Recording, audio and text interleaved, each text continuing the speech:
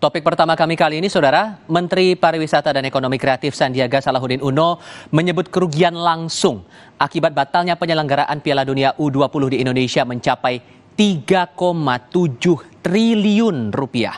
Menurut Sandi, pemerintah telah mengeluarkan anggaran 500 miliar rupiah lebih untuk merenovasi sejumlah venue. Target kunjungan wisatawan selama rangkaian Piala Dunia pun diprediksi mencapai 2 juta orang. Hotel dan pariwisata di sekitar venue telah mengeluarkan modal untuk persiapan.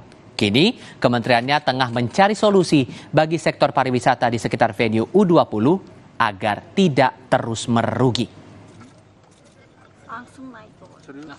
Minimal dampaknya itu mencapai 3,7 triliun.